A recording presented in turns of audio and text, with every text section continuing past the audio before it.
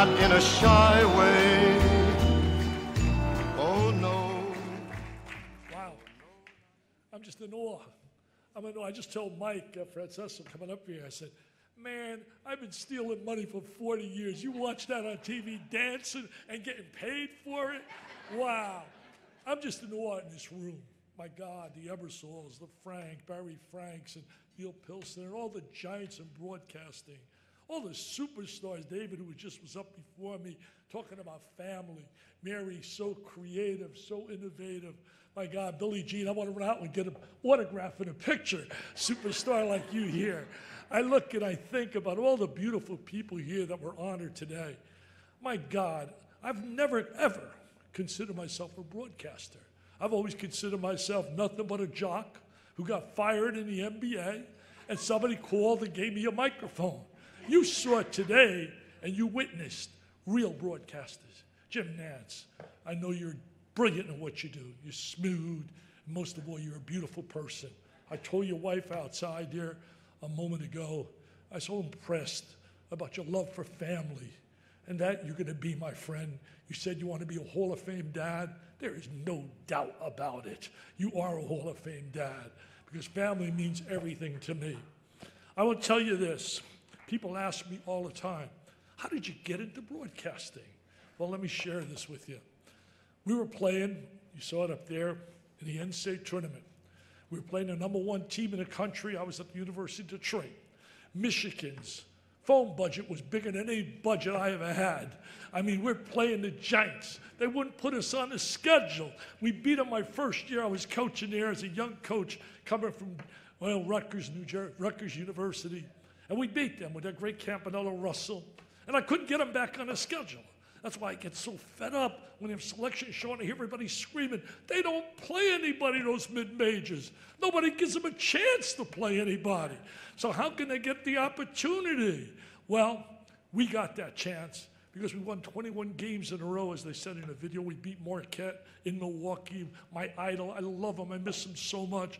Al McGuire was as real and as genuine as you could ever find. But we beat them. They used to call me Dixie. And I loved them dearly. But we won that game by 1 up in Milwaukee. And then we got into the NCAA tournament. And we get in the NCAA tournament, and we look at the schedule. I called a team meeting. I said, oh my God, you guys come in my office every day bitching and moaning how you want to play Michigan. Well, you really want to play Michigan? Get to the Sweet 16 and we'll play Michigan. Well, we got there, and we played them up at Rupp Arena. My last game I ever coached. The day before, my life changed. My life changed.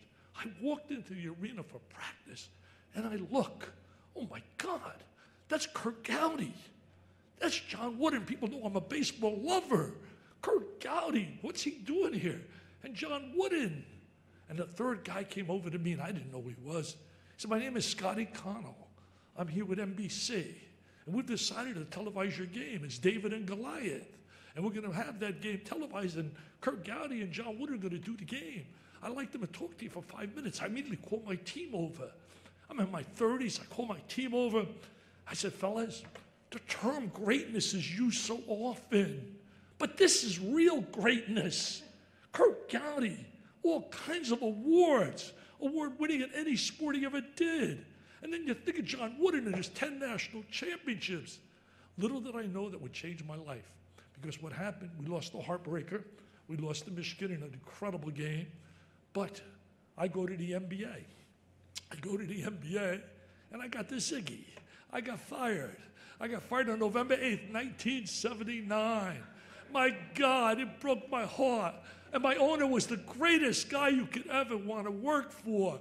He used to say to me often, Dick, you're your biggest enemy. You want to win now. It's going to take 5 years. You don't have the personnel. We know that. I'd say, but I can't beat Dr. J in Philadelphia. I could coach till I'm blue in the face. I can't beat Kareem and the Lakers. We need players now. I can't wait 5 years. Are you kidding me? Well, my wife used to say to me, she said, you can't talk to your owner like that. You talk to your owner like that, you're going to get fired. I should have listened to her. My secretary calls me up. She calls me up on November. Well, the day I got fired, she calls me up. She says, you got a shoot-around today. You're playing the Sixers. But before you come to the shoot-around, Mr. Davidson wants to come to your house. And my wife, again, with her great wisdom, she says, get ready. You're getting fired. She said, and I'm going to go around the block when he comes with the limousine and his people, and I'll come back, but I'm telling you, I said, he can't fire me. 12 games in the season. We're bringing crowds out. We got excitement. Come on. Now, you can't. He walked in. He's a very low-key guy. He said, I hate to do what I'm doing. I said, what do you plan on doing? He said, I just made a coaching change. Coaching change? What does that mean? Well, I guess it means you got fired. Well, I got fired. I cried like a baby. I was a boy, a ball, a dream. I was an East Rutherford, New Jersey. Think about this in a career. 1970, I'm teaching the 6th grade, coaching in high school. I didn't know anybody, but we won 2 back-to-back state championships. So my assistant coach is here today, so knowledgeable, Bobby Stolars. And we won those 2 state championships, and I got an offer to go to Rutgers. And my buddies in the back of the room, Steve Anderson, who I love dearly, was my boss for years. Steve played at high school, and I went to recruit Steve. And he decided to go to Holy Cross, but I looked him in the eye, and he'll tell you that. I said, Steve, you're going to Holy Cross, but you know what, Steve? I'm going to get somebody better than you. I'm going to get this kid from Thomas Jefferson by the name of Phil Sellers. He looked at me, you're wacky. And the same thing my bosses at Rutgers told me when they gave me the names of my recruits. They meet guys look like Francesa, they look like Costas. I said, who the hell are we going to beat? We can't beat anybody. I said, I want to beat Kentucky and North Carolina. And I said, the problem is with Rutgers, if you think you're mediocre, you're going to be mediocre. Well, I'm not here to be mediocre. And we went out and got Phil Sellers and Mike Dabney. And as you know, that team went ultimately to the Final Four. But one night, got fired on November 8th. About 8 days later, my phone rings. He said, Dick, you're not going to remember me, but my name is Scotty Connell. I just been named the head of all the remotes at a new network called ESPN. And I want you to do our very first game. Because when I left the arena that night, when you lost that heartbreaker, he said, Coach Wooden and Kirk Gowdy said, man, I mean, I'm in my 30s at the time, said, we love that guy's energy and his passion. Scotty, you should think about him for TV. I wrote your name down. And I would like you to do that game. I said, I'm not interested, man. And I said, first of all, what network? He said, ESPN. I said, that sounds like a disease. What the hell is ESPN? Never heard of ESPN. Lucky for me that about 8 days later, he called back. And my wife was so tired of me moaning and groaning.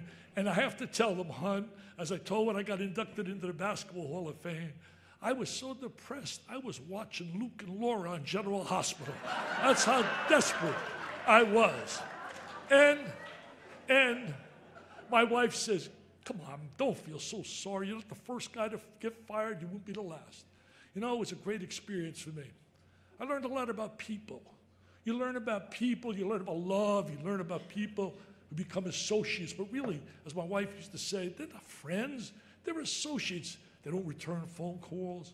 You're nobody, you'd be zero. And you feel this small. And that's how small I felt. I went to do Ellen Beckwith's in a house here. I used to get my games from Ellen in a trailer.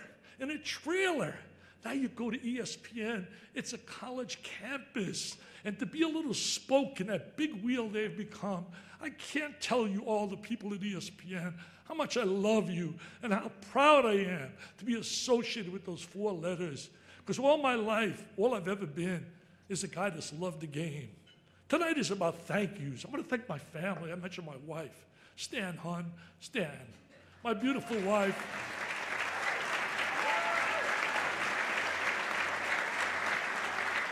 My God. And I hope you don't take this the wrong way. ESPN, ready for this? Threw a party before this event for me upstairs. All the President Jimmy Pitaro, George Bodenheimer, and all Chris LaPlaca, Josh Krulowitz, all the producers that were there, guys I worked with, like unbelievable. I think about John Wildhack, who you saw, all great guys, Steve Anderson. I see Freddie Godelli here, who's doing an amazing job with NBC, Drew Esikoff, who I worked with, all these people, Terry Linger. And I said upstairs, and I'll say it here. I said, my God, to the people upstairs, you should have seen my wife when I met her over 50 years ago, man. When she walked in the room, the eyes went well. I said, if Bo Derek was a 10, she was a 15. But that's only a wife could do. She grabs me, Mary Carrillo, and she says to me, are you saying I'm ugly now and I was good looking then? I said, I'm not saying at all. You're still as gorgeous, and you know what? You're the Hall of Famer of my family, man. Ain't no doubt about it. My wife, I'm so blessed. I'm so blessed that my two daughters, Terry and Sherry, who just look like their mom, act like their mom, don't look like their father, and they're bright like their mom, because I couldn't even spell Notre Dame, and they're double domers. In fact, we got 7 degrees in my family from Notre Dame, including Dick Ebersold's son went there as well. I got 8 if you count me, because I got an honorary degree. And when I got the honorary degree, my daughters come up to me at a big event. They don't give many of those out, and I was really just thrilled to get it. I get this honorary degree, and my daughter goes, Dad, do you know what? The value of our degree has just went down big time with you getting that degree. I mean, brought me down to reality. But I want to say my family means everything. And my second family, ESPN. George Bodenheim, I love you, buddy. Love you. He's been so good to me. George, as many of you know, George, I told him upstairs, gave me the best compliment I've ever received in my life. He introduced me at the Sports Writers Broadcasters Hall of Fame when I was inducted, along with a great writer, Mitch Albom. And we all know Mitch is terrific. George introduced me. And when he made this comment, I hit my wife and my beautiful agent here, Susan Lipton, and Sandy, you've been getting, man, Sandy, you must be taking in some cash. You got Costas, you got Nance, you got Carrillo, you got Vitale. I know one thing, baby, your cash register is going ding-a-ling-ding. Well, you see, so George told the crowd, and I'll set the tone for George, George was my driver in 1981. He would pick me up when I'd come to Bristol, and he would work in the mailroom. And George would always say to me, Dick, my girlfriend's getting so upset, man. Well, I got this degree from Denison, and I want to get into finance, and I want to get into marketing, and all I'm doing is working in the mailroom. And there was something about him. I would always say, George, forget about that girlfriend. You could have many more girlfriends. But I'm going to tell you this, George. You are going to make it. You have something by your handshake, your eye contact, the unbelievable information you share. You're going to make it. Well, little did I know, one day I'm over in the airport in '96 in Atlanta, and the plane is delayed. And I've told this story, but many of you haven't heard it, but ESPN people have heard it. But it's a true story. I opened up the paper in a delay, I got nothing to do. I opened up the paper, U.S. headline, George Bodenheim named president of ESPN. I said, holy shit, that's my driver. That's George Bodenheim, my driver. I called his office up. I told his secretary, I don't want to speak to George. I want his voicemail. I get on. I'm going nowhere with my life. All I do is work the mailroom. I drive you around. I said, George, 25 years, I don't want a wristwatch, George. I want a new contract, George. George, you've been so good to me, buddy. You've given me contract after contract, and now we got a paisan. Who said all Italians construction business? Francesa, Vitale, Gordelli, and now our new president, Potaro. Hey, baby, we're not all in construction business. So, but I got my buddy in the back, Dan Schulman. You know what? I saw history here today, Mr. Ebersol. I saw history today, Barry Frank. I saw history, Sandy Montag, Neil Pilson, Bob Costas, who I whispered to my wife when he got up and spoke. I said, this guy's as smooth as can be.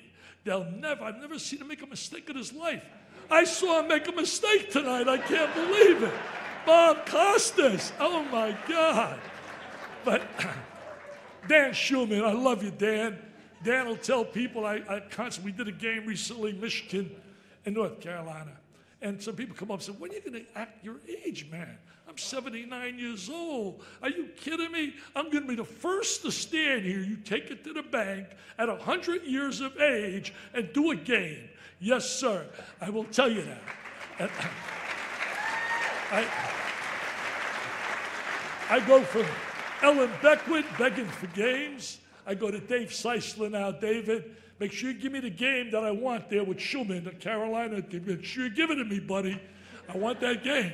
But anyway, I'll close with this. It's been a long night, and I'll close with this.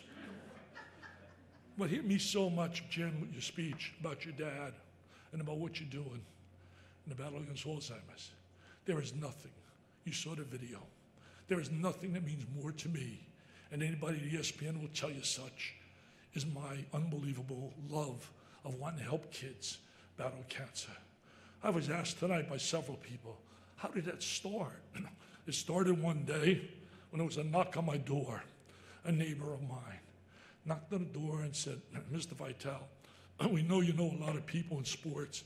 Can you help a girl neighbor of yours, Peyton, 6 years old, has come down with cancer, very serious cancer. I said, gee whiz, I just ran a big event. We had an event at my house, and we had our first to try and give an introduction to the V Foundation in our area. I said, I just brought all my buddies here, and we raised a couple $100,000. I said, I'm sorry. I really wish I could help you. The next day, knock on the door, and she brings the little girl. I looked in the eyes of this little blonde, beautiful girl, and having 5 grandkids, and they were young at the age, that time, this is about 11, 12 years ago, I said, oh my God. I went to bed that night with my wife, and I said, hon, I got to do something. I got to do something. And what we did, we had our first gala, a Dick Vitale gala. I went to that little girl's funeral. We watched that little girl, Peyton. I know her family was with her dad and mom last night. They will never, ever get over the pain they suffered. The father, he couldn't work. He was going from one hospital to the other, begging and pleading for somebody to help. When he was told, he said, Dick, my life changed. She had pain in her knee. Who thinks about cancer with pain in the knee? That pain in the knee, they went to the doctor, did an MRI, and it said my life changed when he walked in. And he said, oh my God. As he spoke to the radiologist, he said, oh my God, I got the worst news in the world. Please sit down. He said, Holly, beautiful, young, in their 30s, living the American dream, beautiful home, nice job, 3 beautiful kids. And all of a sudden, he sat there and the doctor said, your daughter is complaining with pain in her knee because she has a tumor the size of a grapefruit, and it's on her spine. And it's going to metastasize. It's going to spread. There's nothing we could do except pray for a miracle. And he went from Duke's Hospital, he went to All Children's, he went to Sloan Kettering, he went to Mayo, he went all over. And we watched my wife and I had a beautiful little girl. She ultimately became paralyzed, she ultimately became blind, and then she passed. And we went to the funeral. We cried our eyes out, my daughters, my wife and I, watching this beautiful mom and dad talking about their sweetheart. It's not a game, man. It's life. It's not the flu. I walked in, I was so emotional after the funeral. I ran to the parents. I said, look, we can't save your child, but we could save other kids through her. I promise you in 6 months, I will raise $1 million in her name. We went to the car. My wife said to me, do you realize what you just said? The next day, I called my buddies together, and I never liked the word can't. Can't's never been part of my vocabulary. My buddy said, you can't charge $1,000 a person? I said, why not? Why not? We can't get 80 corporate sponsors to buy tables, 10,000 a table? I said, the first guy I'm going to call up to tell me we're going to honor him is Mike Krzyzewski. I called Mike. I said, Mike, I need you, buddy. Ritz-Carlton, Sarasota in May. I want to have a gala. Mike said, no problem.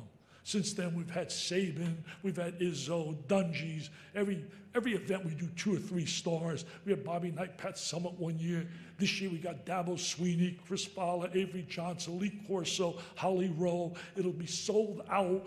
We need money. There's only 4 cents out of all the dollars raised for cancer research goes to kids. That is criminal, criminal. So that's how I got involved. And we have now raised $25.3 million with the gala for research. But it's not enough. It's not enough. I close by telling you this. I mentioned the word can't. I heard David talk about his mom and his dad, his beautiful mom that's here. My mother and father were my greatest inspiration. They were uneducated. My mother and father, man, were 5th grade educated. But they had a doctorate of love. And I told my brother who's here, as you talk, Jim, about being a Hall of Fame dad, this room is filled with Hall of Famers. Hall of Famers moms, grandparents, Hall of Fame dads. My brother's a Hall of Fame dad. He's a Hall of Fame grandfather. My sister's a Hall of Famer as a mom. They're Hall of Famers in their own world. But you see, my mom taught me to never, I would hear it like twice, I would hear this every day in my house. Don't ever believe in can't, Richie. I lost my eye as a kid. I thought that was the end of the world. And then I got fired. I thought that was the end of the world. But I never believed in can't. I had my dreams and my goals and my desire. And then I would hear every day at my dinner table, Richie, be good to people and people to be good to you. I'm in 14 Hall of Fames. I cannot run. I cannot jump. I cannot shoot. I got a body by Linguini, and I'm in 14 Hall of Fames because all my life I've had passion and pride, energy and enthusiasm, and an excitement for life. And I can't tell you how much I love those people from ESPN. What they have done for me in my life is unreal. They've taken me for a journey from when I was so depressed. When I got my first game, it was like going out of the house for the first time. And have taken me from that journey to standing here with all these giants who I idolize and think the world of. And I look at you and I see greatness looking at those videos. And to be part of this is just simply awesome. If I were on TV right now and I was at the end of a game, I would simply say, this group of people gathered today, they're awesome, baby, with a capital A. And they're like the 3S man. They are super, scintillating, sensational. And they're flat-out PTPers, prime-time performers, solid gold. God bless. Thank you from the bottom of my heart.